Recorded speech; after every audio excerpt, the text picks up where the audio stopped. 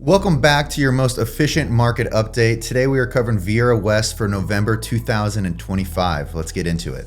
In this video, we're going to be doing a comparison of November 2025 to November 2024. I'll give you a recap on what the data actually means and how I read it. We're bringing in a new metric that we don't normally talk about, so we're talking about seller concessions. We're going to cover the current state of the market, so what's active, pending, and what this means. And then we're going to be talking about predictions, so the predictions I made last month and if they're accurate or not, and then predictions that I'm going to make for the following month. The first thing we'll talk about is total sales. So last month, November 2025, we saw a total of 35 sales. The previous year, so November of 2024, we saw 21 sales. This represents a 66.7% increase in total sales. Next, we'll talk about median price. So last month, median price was $638,000. The previous year was $570,000, and this is an 11.9, or generally speaking, a 12% increase. Let's talk about days on market. So last month in November, days on market was 67. The previous year, it was 43. This represents a 55.8% increase in total days on market. Our favorite metric, the sold to original list ratio. So November 2025, that ratio was 94.1%. The previous year, it was 95%. So roughly a 1% decrease in that original list price to the sold price. And just so you guys know that this is a number we track, it's essentially the buyer negotiation window. So when you take a property that's listed, what is it gonna sell within? Why is my text alarm going off? I definitely put this on focus mode. Hold on. So this number represents buyer negotiation window. So if you're thinking about a property and you want to write an offer on it, roughly, we're seeing about a 5 to 6% delta between what the seller is asking and then what a buyer is paying. And lastly, we're going to talk about the median sold price per square foot. Now, this is a metric that is a lot of times confused because people don't realize that the square foot, that price that we're talking about, incorporates not only the square footage of the home, but also the land size. It incorporates the pool. It's not my favorite metric, but we're gonna give it to you guys anyway because a lot of people like to focus on this one. November 2025, that number was $268 per square foot. The previous year, it was $284 per square foot. This represents a negative number, the first negative number that we're covering in this graph, and it's 5.6% less. So what does this mean? This is essentially saying that even though we've seen an increase in that median price, but we've seen a decrease in the price per square foot, buyers are valuing larger homes and they're actually getting a little bit more bang for their buck. So they're paying less per square footage, which allows them to purchase these larger homes.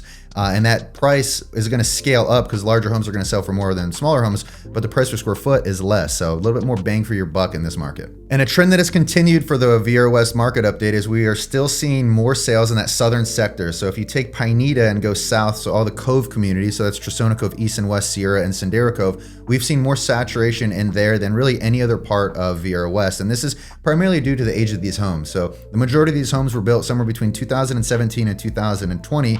And when you think about that natural kind of tenure of when someone buys a home, or in this case builds it, and then we go to sell, so that average is 5 to 7 years, we're right there in the thick of it for these properties. And we are now starting to see some turnover or sales in the newest communities. So I'll use Pangea, for example, one of the newest developments that Viera Builders has built, and it's completely closed out for the most part. We are now seeing more resales in that community than we have in the previous really 2 years. A fun stat that we decided to provide in this video is seller concessions. So we looked at all 35 transactions and we were able to identify which ones of those transactions did the seller provide a concession. Now, a concession is nothing more than closing costs. So closing costs can be applied to buy your rate down. It can be used for repairs or just money to kind of eat away at your closing costs. And so we looked at all these transactions. 28% of all the deals in Viera West, the seller did include some sort of concession. And then we took it a step further. We looked at the total amount that the sellers provided, and then we extracted the high and the low so we can give you guys median numbers. And from a median number standpoint, sellers are providing $10,000 worth of closing costs for roughly 30% of all of the transactions that we saw in November in 2025. And so you see this a lot in what we call a buyer's market. So when the market is favoring the buyers, you're seeing not only negotiation on price. So we've identified that already with that original list price to the final sales price, that 94% we talked about. But then you start seeing concessions. So not only are buyers going in there, they're negotiating from the original price. We already know that they're paying less per square foot for these homes, but they're also getting concessions. So it's like the triad of a buyer's market where it's really making it valuable for buyers to go in and make a decision on a home and have a strong angle to negotiate. So to summarize all of this data for you guys, homes are selling for more overall, but buyers are negotiating harder on price per square foot. Now, this is meaning that people are upsizing but they're not willing to overpay for space and or potentially upgrades. It's a shift towards more of a value market versus a flash market. So that pretty much summarizes the market update for November 2025. We're now going to transition into the current state of the market. So we're going to be looking at what's active, what's pending, give you absorption rate, and make our predictions on it. There are currently 97 active homes on the market and 27 under contract and pending. And this represents a 28% absorption rate.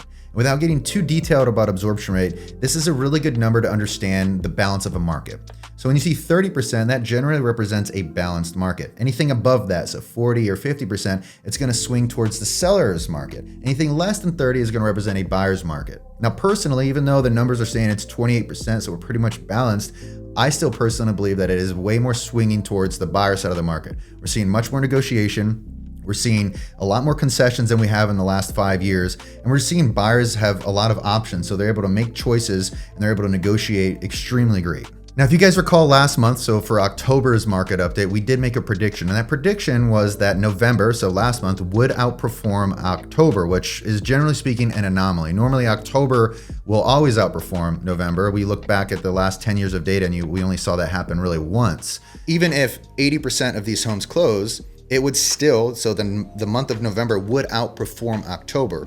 So our prediction was November this year, it will outperform it. And guess what? Call me the Oracle, because November did outperform October.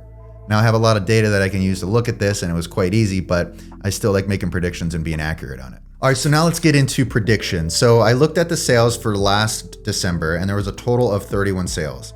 My prediction is that this following December, this current December that we're in now, we are going to underperform December. And I can see that based on the amount of pending sales that we have. And it's very unlikely that they're all going to close. And it's very unlikely that if someone writes a contract as of today, it will close this month. Because most people are also thinking we'd rather roll it into January, whether that's for tax purposes, whether that's because they're in a lease and they're just trying to buy some time, or who really wants to close during the holidays. Not many people. And my second prediction will be we will continue to see a decrease in the price per square foot.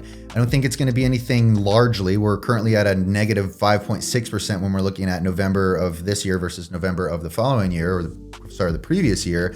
My prediction is this number will continue to go down, and I'm going to say when I do this video next month, we're going to see 7% as far as a difference between December to December when we're looking at square footage. So if you're a buyer looking for a larger home, this could be a really great opportunity for you to pull the trigger on something. We're seeing lower price per square foot, we're seeing lots of negotiation, and we're also seeing a lot of seller concession that can help offset whether your closing costs, buy that rate down, or just use that money towards repairs after you close. And for sellers, I think it's important to understand what this market is doing. So when you do receive an offer, if you receive an offer on your property, expect some of these things. Expect an offer that's lower than asking price, and just be prepared to negotiate. Try to remove any emotion from it and think about it from a more logical and maybe business decision, because buyers are doing this. They want to play that game of negotiation. So if you get that low offer, I would definitely encourage you to engage, or at least get that conversation started. For those of you that do not know, I am a full-time real estate agent and I run a team here in Viera. We can help you buy, we can help you sell, I can help provide information that will help you make an informed decision and choose what you want to do. You can always send me an email to shane@thebergmangroup.com. We get that conversation started, or you can find me online. I'm pretty all over the place when it comes to social media, YouTube, and my cell phone number is plastered nearly everywhere. Happy December. We'll see you at the next update.